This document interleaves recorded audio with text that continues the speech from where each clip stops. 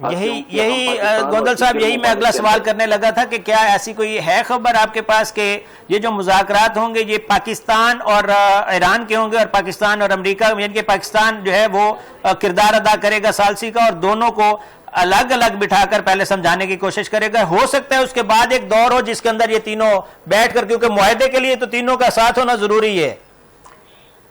سمجھانے کی بات اس طرح سے نہیں ہے، اس کی بنیادی طور پر وجہ یہ ہے کہ جب جے ڈی وینس امریکہ کے جو نائب صدر تھے،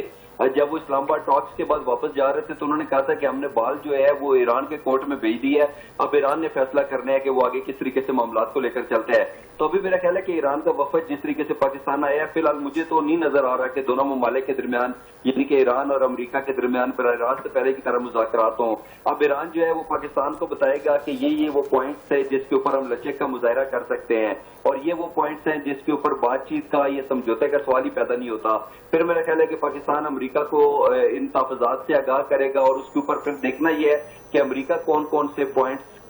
قبول کرتا ہے اور کون سے پوائنٹس امریکہ کے لیے ناقابل قبول ہوتے ہیں۔ لیکن بظاہر امریکہ کے مائنڈ سیٹ کی بات کریں اور امریکی صدر ڈونلڈ ٹرمپ کی بات کریں تو ان کو ایسا لگتا ہے کہ ایرانی وفد پاکستان پہنچ گیا، 2-3 لوگوں کی ٹیم میں بھیجوں گا، جے ڈی وینس جو ہیں ان کو میں سٹینڈ بائی رکھوں گا، میری ٹیم وہاں پر جائے گی، بات چیت ہوگی اور ساتھ ہی جے ڈی وینس وہاں پہ پہنچیں گے اور یہ معاملہ ختم ہو جائے گا۔ لیکن میرا خیال ہے کہ اس طریقے سے نہیں ہوگا۔ ابھی ایران کا جو وفد ہے انہوں نے پاکستان کے ساتھ پاکستان کے علاوہ کچھ دیگر ممالک کا بھی دورہ کرنا ہے، تو میرا خیال ہے کہ ایران پوری دنیا کو اعتماد میں لینا چاہتا ہے، دنیا کے باثر ممالک کو بتانا چاہتا ہے کہ یہ دیکھیں ہم مذاکرات کے لیے سنجیدہ ہیں، لیکن ہمیں امریکہ کی طرف سے